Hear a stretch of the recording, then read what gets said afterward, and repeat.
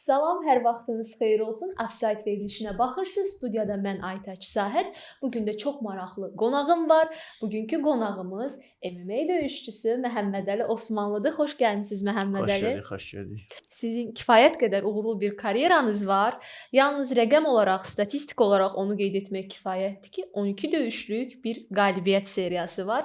Maraqlıdır, necə qoruyursunuz bu inad, bu əzmkarlıq, belə ardıcıl qələbələr? Bunun nəsə xüsusi bir sirri varmı? Hər idmançının öz məqsədləri olur. O məqsəd üçün də çox çalışmaq lazımdır. İndi hərəsi bir məqsəd olur. Məndə ailəmdən gəlir bu. Məsələn deyim, belə deyim də, ailəmə görə edirəm hər şeyi. Yəni hər yerdə çox intervyu verəndə də bunu deyirəm. Yəni belə deyim də, o güc ailədən gəlir. Bildiyim qədərilə dayınız da döyüşçü olub. Bəli. Bu yolda olmağınızda, irəliləməyinizdə yəqin ki, dayınızın da xüsusi belə xidmətləri var. Təbii ki, Əhəd Məmmədov özü köhnə MMA döyüşçüsü olub, Cage Warrior-da döyüşüb.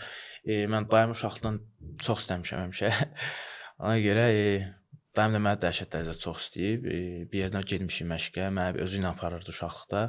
Təxmini 10 yaşım olardı, 7-8 yaş belə tam xatırlamıram. Təməlim oradan qoyulub, təməlimi dayım qoyub, arxası ilə də öz məqsədlərimlə getmişəm, gəlib buralara çıxmışam. Bildiyim qədərilə dayınız sizə çox dəstək olsa da, ananız MMA ilə məşğul olmağınızı istəmirmiş. Təbii ki, hər ana elədir. Yəni istəmir ki, mən zədə alam və yaxud da istəyib ki, oxuyum. Amma mənim oxumaqla aram olmayıb. Təbii ki, MMA-da çox sevmişəm, ona görə məktəbdən çıxıb qaçmışam məşqimə. Bəs yaralananda? Yaralananda vallahi ailəm bilmir, mən tək yaşayıram. Yəni çalışdığım qədər hansı ki bir səviyyə var, ora çıxana qədər biraz çalışıram ailəmdən biraz məsafəli olum. İnşallah o dağa çıxanda artıq ailəmin yanında olacağam və ailəmə poddeşka yaxşı duracaq. Məsafəli olum deyəndə nəyi nəzərdə tutursunuz? Məsafəli deyəndə, yəni belə deyim də, indi hər idmançı onu dərk eləmir. Bir yerə çıxmaq istəyirsənsə, sən ora tək çıxmalısan.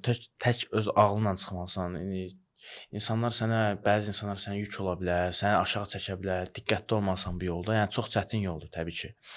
Ona görə hal-hazırda təkəm, tək yaşayıram. Məcbur, yəni zbora gedəndə tək oluram. Qıraqda hazırlaşanda döyüşlərə tək oluram. Hətta bildiyim qədərilə sizin müəlliminiz də yoxdur, məşqçiniz də yoxdur. Xeyr, müəllim də yoxdur. Öz ağlımla döyüşürəm. Bəs necə saxlayırsınız bu disiplini, bu iradəni? Yəni bu hər adamın edə biləcəyi bir şey deyil, nəinki idmançı. Belə deyim də, indi Amerikada çox döyüşçü mənim kimi deyil. Hamısı müəllimlə, qrupla, timlə hazırlaşır. Amma mən əvvəl var idi məndə müəllim, dayım olub. Sonra keçmişəm İbrahim Məmmədəliyev, Renzo Grace-də edirdim məşq. Fərman Gilin müəllimi. Hə, Fərman Həsənov Gilin hal-hazırda o da universitetdir. Belə deyim, elə oldu ki, biz yollar ayrılmalı olduq. Ayrılandan sonra da mən başladım tək hazırlaşmağa, döyüşməyə. Yəni öz ağlımla, öz savadımla, öz biliyimlə vuruşdum. Gördüm məndə alınır. Təklik mənə xoşdur. Mən də başladım tək eləməyə. Çətin deyil bəs. Təbii ki, çətin deyil. Amma hansı ki, çətin durumlar yaranır, hansı ki, mən çəki atanda mənim yanımda adam lazımdır. Amma yəni də tək atıram onu, tək eləyirəm, məcbur. Özünüz istəmirsiniz, yoxsa o dəstək yoxdur hazırda? Elə deyim də, hal-hazırda qələbə qazanıramsa, niyə kiməsə ehtiyacım olsun? Yəni hal-hazırda bu yoldan gedirəm mən və maneə yaranmır məndə və döyüşlərim çox asan şəkildə qələbə qazanıram. Yəni niyə mənim kimsə gəlib mənim planlarımı pozmalıdır? Uğuruma şərik olmalıdır. Yəni qısqanc insan deyiləm, bölüşə bilərəm, amma elə bir insan yoxdur ki, dünyada mənim müəllimlik eləyə bilsin də, belə deyim sənə. Yəni elə bir insan tanımıram ki, mənim müəllimlik eləyə bilsin. Yəni mən ağıl qoya bilsin. Çox iddialı açıqlamadır. Çünki özüm çox müəllimdən qat-qat savadlı döyüşçüyəm. Bəs necə formalaşdırmısınız özünüzdə bu bazanı? Gülməli gələcək deyəcəm. Allah vergisidir. Vallahi ciddiyəm. Hər idmançı mənim kimi ola bilmir. Yəni tezdə başlamısınız, artıq 15 yaşından professional karyeraya başlamısınız. 21 yaşım var, 12-0 gedirəm. Yəni belə deyim, həqiqətən mən özümdə onu Allah vergisi kimi bilirəm. Yəni çünki baxıram belə dünyada az sayılı döyüşçülər var ki, mənim kimi ağıllı olsun. Mən indi Amerikada məşq eləyəndə də görmüşəm. Bu arada Amerika dedi. Amerikada bilirəm ki, yeni qayıtmısınız. Sadəcə o Hə. mövzulara girə bilmirik biz. Təbii ki, olmaz. Bəli, girə bilmirik, amma mənə elə gəlir ki, yaxın müddətdə bu məsələlərlə bağlı da xəbərlər yayılacaq. Yəni oralara getməyək. Mən Bəli, bilirəm, yaxşı olar. tapşırığımı almışam. Amma bilirəm ki, çox yaxşı bir təlim məşq keçmisiniz, qayıtmısınız, hədəflər var. Saatınızda UFC yazısını görürəm. Bəli. Və təsəvvür edirəm siz hazırda UFC meydanlarında olmağı necə çox istəyirsiniz, necə çox çalışırsınız bu hədəf üçün. Bəli, elə də həqiqətən. Yəni orada olduğum 2 ay müddətində, yəni çox əziyyət çəkdim. Bir də bir şeyin fərqinə vardım ki, yəni Tayland olsun, Rusiya olsun, fərq eləmir. Harda hazırlaşsan, hazırlaş, yəni özün olursan da. Yəni fərq eləmir oranın şkolası, oranın məktəbi. Həqiqətən bir fərq görmədim mən orada. Oranın döyüşlərində bir çətinlik də çəkmədim. Sadəcə ilk getdiyim vaxtlarda orada Amerikada biraz necə deyim, aklimizasiya söhbəti var idi, vaxt söhbəti var idi. Təbii ki, ora 12 saat, 11 saat bizdən qabaqdadır. Səhv eləmirəmsə arxadadır. Yəni ilk getdiyim həftə adaptasiya çətindir. Sonra arxasından rahat gəlirdi. Rahat məşqlərimi eləyirdim. Tək idim amma yəni də. Bəs Azərbaycanlı döyüşçülərdən dəstəyini hiss etdiyiniz, istər Amerikada olanda, istər burada məşq eləyəndə, yəni kimsə zəng eləyib maraqlanırmı ki, Məhəmməd Əli, nə edirsən, necə gedir? Biraz qəribə situasiyaya toxundunuz. Burada problem yaşamışam mən. Belə Nazimlə orada birlikdə idi. Yaxşıdır Nazim. Nazim Sadıqov həqiqətən yaxşı insandır. Şəxsiyyət olaraq da super insandır. Dostluğumuzu saxlayırıq. Yəni gələsidə o da Azərbaycana inşallah UFC Bakı üçün. Onunla siviyazım var. Başqa belə ancaq Nazimlə idi. Tofiqlə görüşmüşdüm restoranda. O getdi sonra döyüşməyə. Ondan başqa belə heç nədə. Tahir Abdullayevdən də. Tahir Abdullayev o başqa şəhərdədir, Vegas şəhərində deyildi, amma belə əlaqəm hal-hazırda var. Ya dostumuzu saxlayırıq onunla da. Mən elə bilirdim Tofiqlə aranız yoxdur. Tofiqlə aramız var, normaldır, belə deyim. Çünki sizin bir açıqlamanızı xatırlayıram, təxminən 1 il öncə, ötən ilki Bakıdakı UFC kartı ilə bağlı demişdiniz ki, Tofiq məndən daha məşhur olduğu üçün onu seçdilər. Təbii ki, elədir. Tofiq görməmişdi açıqlamanı. Heç görə bilər, problem yoxdur. Yəni təbii ki, yəni çox şey var danışmalı və onu mən deyə bilmirəm. Belə bir şey deyəcəm açığı. UFC döyüşçülər bizim Azərbaycanda UFC-yə girən döyüşçülər, yəni UFC Bakıya gəldiyi üçün girirlər. Gedib Amerikada girmirlər. Yəni belə bir söhbət var. UFC Bakıya gəlməsə böyük ehtimal onlar girə bilməz, belə deyim. Yəni indi küsərlər, küsməzlər, öz məsələləri. Bəlkə də girə bilərlər, menecer yaxşı deyil, amma Tofiq güclü döyüşçü o vaxtı ilə hal-hazırda yaşı gəlib çatıb, yaşı gecdir mənim fikrimcə. Nə kəmər götürə bilməz UFC-dən, mən elə fikirləşirəm. Amma qalib gəldi də son qalib döyüşündə. gəldi, çətinliklə də olsa, biraz qarmaşa yaranacaq. Yəni açıq fikirli insanam da, mən kim inciyə, kim inciməz özümə, amma mən pis mənada demirəm, həqiqətən yaxşı mənada deyirəm. Yəni dediyim kimi UFC-yə girmək üçün, yəni UFC Bakıya gəlir deyirlər, UFC-yə girir. Yəni belə deyim də güclü döyüşçülər, amma belə deyim də, yəni salib seçilən idmançılar var da, hansı ki salib seçilir, bu göz önündə olur. Hə UFC deyir, mən o idmançını istəyirəm. Onu götürürəm və ekskluziv kontrakt verir və ona başlayır. Məsələn, Tapuriyadır, Gəlcidir, Connor'dur, Xabibdir, İslam Maxaçevdir, belə döyüşçülərdir. Yəni elə idman bizim hal-hazırda Azərbaycanda elə potensiallı idmançı yəni yoxdur da UFC-də olacaq. Bir sözlə Bakı bir növ üstünlükdür. Təbii ki. Yəni girmək üçün yəni ən asan yol olar üçün o idi. Yəni belə başqa cürə bilmirəm, girə bilərlər ya yox. Yəni o məsələlərdir. Connor'un adını çəkdiniz. Bilirəm ki, onun pərəstişkarısınız. Gözünüz aydın, o da qayıdır. Yəni belə deyim də, uşaqdan onu izləyirəm. Yəni Aldo ilə Connor döyüşündən izləyirəm. Yəni o vaxtdan marağım var o insana. Mənə görə yəni o UFC-ni tanıdan insandır. UFC-nin üzvü nə olur olsun, neçə il keçir, heç vaxt unudulmayacaq o şəxsdir. Yəni başqa bir leveldir də. Yəni Aldo-nu 13 saniyə aşdırmaq və o nokaut eləmək hər insanın başı üçün deyil. Xəbib yoxsa Connor? Təbii ki, Connor deyəcəm də. Yəni Xəbib belə deyim də, UFC üçün heç nə eləmədi. Ancaq çıxdı elə yalandan döyüşdü, karyerasını məğlubiyyət qurtardı. Mənə görə də mən xoşum gəlmir elə döyüşməkdən. Yəni çıxır güləş, yalandan heç nə yoxdur ortaqda. Amma Connor dəyişdirdi də. Bu oyunun bir gəmidir, sən bu gəminin kapitansan. Kartları yenidən payladı. Yəni dəyişdirdi də bu UFC tarixinin, historisini. Xarakteri də bir qədər maraqlıdır deyə. Hal-hazırda yəni Conor belə deyim də, hal-hazırdakı Conoru yox, amma o 2014, 2015, 2013-cü ilin Conorunu dəhşət dərəcədə bəyənirdim. Döyüş stili olsun, şəxsiyyət olsun, mind olsun, beyni olsun, yəni düşünmə tərzi, xəssiyyəti, hər tərəfli. Və həqiqətən bu barədə çox bənzirik. Qayıdır Conor, sizcə əvvəlki Conoru görə biləcəyik? Yəni Məncə proseslərin yox, içərisində təbii olan ki, yox. izləyən. Təbii ki, yox. Çünki üstünə illər keçib, içki çəkmək, bəzi pis əməllər, yəni pis əməl deyəcəm, yəni çox şey eləmək, yəni o idmançını pis yol aparır da, yəni belə deyim. Yəni burdan da gənclərə deyim, siqaretdir, qəlyandır, içkidir. Yəni kim nə deyir desin, yəni əgər idmançısız və yaxud da acizə ya fərq eləmir idmançı olma, adi insan ol. Yəni də onu istifadə edirsənsə, o həqiqətən sənin həyatını dəyişdirib pis yerə apara bilər. Yəni bir ki, cibvə ziyançısa, canlıya da ziyandır. Şoumensiz. Təbii ki. Bu sizin xarakterinizdə var, yoxsa bu idman növünün bir növ tələbidir? Belə deyim, orada Amerikada olanda indi belə deyəcəm, bəzi şeyləri deyə bilmirəm, amma belə deyim də, kamera qabağına çıxanda həqiqətən məndə başqa bir üz var ki, hansı ki, başqa cür dəyişilirəm. Yəni insan var sakitdir, softdur, amma məndə fərqli cürdür. Elə bil kamera qabağına çıxanda dəyişilirəm həqiqətən. Özümdən asılı olmayacaq, başqa bir insan çıxır içimdən. O işıqların altında o musiqi sədaları. Yəni belə deyim də, hə, yəni dəhşət dərəcədə dəyişirəm və bir tərəfindən həqiqətən özümə fikir vermişəm. Çox insan deyir, yəni Conor oxşam oradan.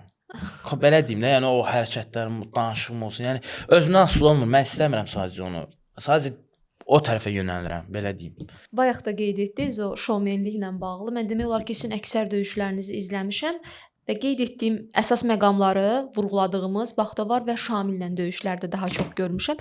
Baxtavarla döyüşdə mən birinci raundda düşünürdüm ki, döyüş getdi əldən. Təbii ki, belə deyim, indi o mənim ilk döyüşüm deyil olan Şamil Barayevlə də eyni döyüş göstərmişdim. Çünki güləşçilərə hansı ki bir proqram var da, güləşçilərlə belə döyüşməlisən. Mən onu bilirəm. Yəni çox güləşçi ilə döyüşmüşəm mən. Şamil Barayevin özü həqiqətən hal-hazırda 7-1 gedir, 7-2 gedir, belə bir professional 7-1 gedir, ya 6-1 gedir, belə professional rekordu var. Hal-hazırda ACD 3-0 gedir. Çox güclü döyüşçüdür hal-hazırda. Və mən ona qalib gəlmişəm Şamil Barayev. Çox güclü güləşçidir. Xamzat Kimayevin də yaxın dostudur. Bir yerdə bir məktəbi görüblər onlar. Yəni güləşçilərə bir proqram var ki, hansı ki onu mən eləyirəm. Yəni güləşçidən heç vaxt qaçmaq olmaz, belə deyim. Güləşçi ilə oynamalısan, biraz rahat olmalısan. Sənin yerə salsa belə icazə verməlisən, yerdə başlamasan onunla döyüşməyə, dirsəklərlə narahat eləməlisən. Yəni biraz ağıllı döyüşçü bilər ki, güləşçiyə qarşı nə etmək lazımdır. Mənlə stoyka döyüşənlər belə mənlə güləşir. Çünki stoykada məndə fərqli cürdə döyüş vaxtı mən vura bilirəm də, yaxşı rəqibə necə deyim, çətinlik yaradıram da stoyka vaxtı. Amma güləşiniz də pis deyil. Güləşim əksinə defans pis deyil, sadəcə grapplingim daha üstündür. Güləşim mənim meylim yoxdur, məsələn, durum. Məsələn, rəqibim olub Faiz Jacobs, o stoyka döyüşçüsü. Yəni çox çətin rəqib idi. Mən Azərbaycanda hazırlaşmışdım Asaf Çoprovla. Və mənim rəqibim güclü idi. Belə deyim də, onu rahat keçə bilərdim, nokaut eləyə bilərdim. Mən Azərbaycanda hazırlaşdım. Biraz partner problemi, Asafla hazırlaşdım. Tək bircə Asafla məşq edirdim. Gəb xaricdə hazırlaşsaydım daha rahat keçərdim o rəqibi. Büdcə problemi yadım var idi. Ona görə mən gedə bilməmişdim zibora, amma yenə də qələbə qazanmışdım güləşlə. Güləşmişdim həmin rəqiblə və grappling göstərməmişdim. Sadəcə güləşmişdim və yaxşı güləş göstərmişdim. Amma stoykanıza daha çox güvənirsiniz. Təbii ki, ən çox da grapplingimə. Grappling high leveldə məndə, yüksək leveldə.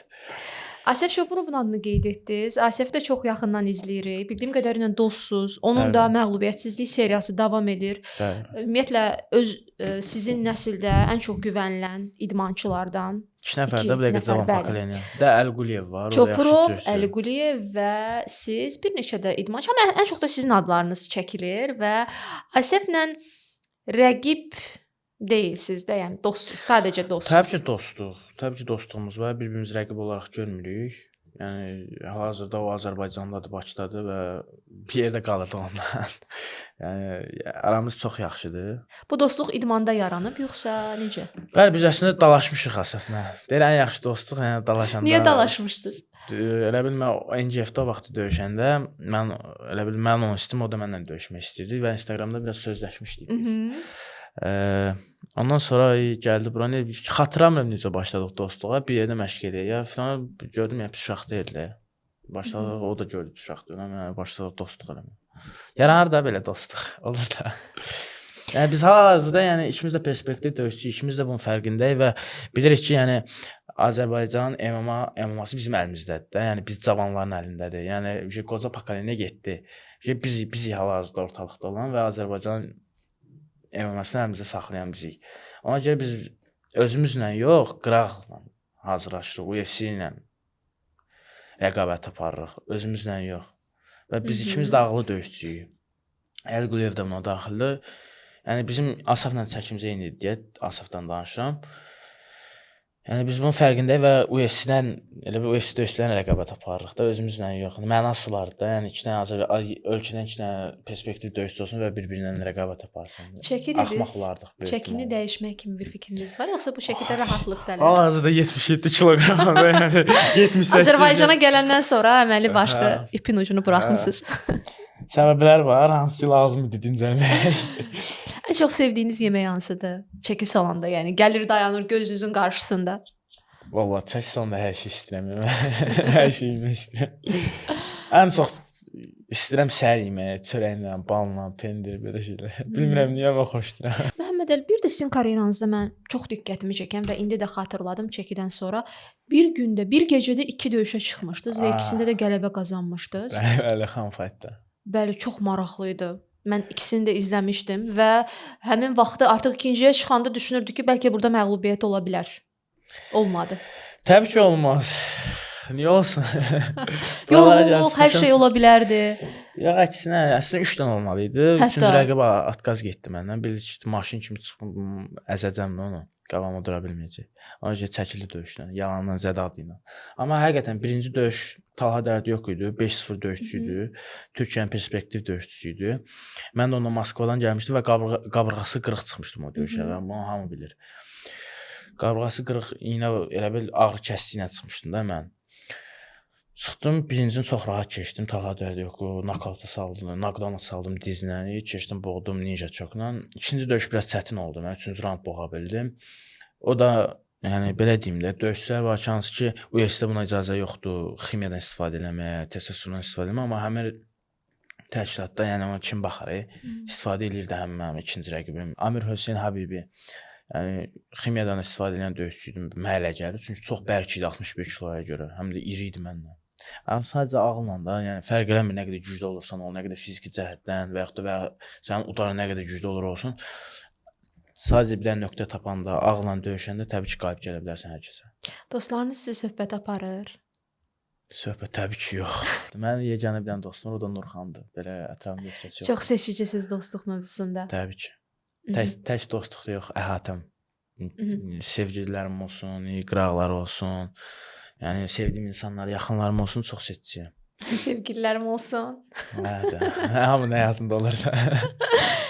Sizə göstərilən dəstəkdən razısınız? Təbii ki, razıyam, təbii ki, razıyam. Allaha şükür, hər şey yaxşıdır. Təlimə gedən, təlim məşq toplantısına gedəndə nazirlikdən dəstək durulur. Yəni ancaq viza alanda belə nazirin dəstəyi altında aldıq biz o vizanı Amerikaya. Yəni bu zarafat deyil. Hamısına ayrıca təşəkkürümü bildirirəm və mənim komandama təşəkkürümü Zabit Samedov Fight Kluba. Həqiqətən mən gedəndə mənə o da Zabit Samedov da mənə dəstək oldu. Yəni böyük qardaşımdır, canımdır. Yəni Şahsan Kərimoğlu mənə dəstək eləmişdi və mənim belə deyim, məndə Rubi var idi. Hansı ki hal-hazırda Şiraslanla birlikdə çox insan elə bilir biz ayrıq, xeyr, Şiraslanla ayrı dostluğumuz davam edir. Sadəcə biz meneceri dəyişdik. Meneceri dəyişdi, elə bir ki, artıq mən başqa menecerlə işləyirəm. Rubinstein var idi bizdə, Rubi var, Rubi Sport Management var idi. Onunla işləmirik. Yəni mən hal-hazırda işləyirəm Əli ilə, o da çox gözəl insandır. Yəni mənim menecerimdir, Əli və Məcdi. Əli Asqarov və Məcdi. Yəni o da mənə sağ olsun poddeşkasını göstərir, dəstəyini göstərir, ona da minnətdarlığımı bildirirəm. Hər zaman yanımda olan dostum Nurxana da ayrıca da dəstəyimi bildirirəm. Daima qardaşım sədəm, hamısı mənə inanırlar, ailəmə Yəni hamısı mənə Qardaşınız da inan. sizə çox dəstək olub bildiyim Bəli, bəli, qədərilə. bəli. Çox dəstək olur. Yəni motivasiyadır da mənim üçün. Yəni bu idmanda olmağı, yəni bu MMA-də döyüşə çıxanda belə sənin ağlına gələn ilk sənin ailən olur. Yəni məndə belədir. Mən döyüşə çıxanda ailəmi fikirləşib çıxıram, gözümün qabağına gətirirəm ki, biz nə əziyyətlərlə gəlib çıxmışıq bura. Mənim özüm yəni güclü, mənim belə olmayıb da arxamda kimsə məni qaldırsın havaya, yuxarı, kimsə mənə pul buraxsın. Olmayıb. Mənə daim pateş gəlib, onda gücü çatandan. Yəni belə çətinliklə buralara gəlib çıxmışam da, yəni asan da olmayır. Yəni insanlar var ki, yəni məsələn rahatçılıqla gəlir çıxıram. Mən əlimlə, dırnağımla qaşıya-qaşıya gəlib çıxmışam buralara. Həqiqətən zarafat deyil. Yəni inşallah gələcəkdə hamı bunu öyrənəcək, fərqinə varacaq. Onda məndə belə bir sual yaranır. Sizdə MMA-yə sevgidir, yoxsa qurtuluş üçün bir vasitə? Təbii ki, yəni sevgi də var, amma böyük ehtimalı, yəni biz bu Həyatınızı idmanda niyə qurtarmaq varıq? üçün, Əlbəttə mən bəli. bunun fərqindəyəm ki, mən həyatımı bu idmana Allah mənə verəcək və mən bundan istifadə edirəm. Bilirəm ki, mən gəlib UFC-dən 3 dənə kəmər götürə bilərəm və məqsədim budur mənim. Hal-hazırda 3 dənə kəmər götürüb cavan yaşımda karyeramı bitirmək, hətta 28 yaşımda, 27 yaşımda istəyirəm karyeramı bitirim. Yəni cavan yaşımda. Çünki mən tez başlamışam və bunun fərqindəyəm. Sağlamlıq haqqında, sağlamlığımla bağlı, yəni bilirəm ki, gələcək problemlər yaşayacağam. Ona görə bir ağıllı şəxs olaraq karyeranı tez qurtarmaq ən yaxşısıdır. Əfsanə olaraq. Son sualımdır bu. İndi dayandığınız yerdən UFC xəyaldır, yoxsa real məqsəd? Yəni hamı bunu yaxın zamanda öyrənəcək. Təbii ki, xəyal deyil. Çox yaxın da deyə bilmirəm. Yəni nə deyim, misal çox biraz belə Qəliz sual oldu. Qəliz deyil, deməli şeylər var, deyə bilməyəcəyim şeylər var da. Yəni insanlar başa düşər məncə mən nə demək istəyirəm. Yəni bu sual da burada qalsın belə məncə. Çox sağ olun. Çox maraqlı söhbət oldu. Bir daha təşəkkür edirəm Sağ və ol, uğurlar təşəkkür arzulayıram sizə. Minnətdaram. Offside verilişini izləyirdiniz. Bugünkü qonağımız MMA döyüşçüsü Məhəmməd Əli Osmanlı idi. Növbəti buraxılışda görüşənədək sağ olun, salamat qalın.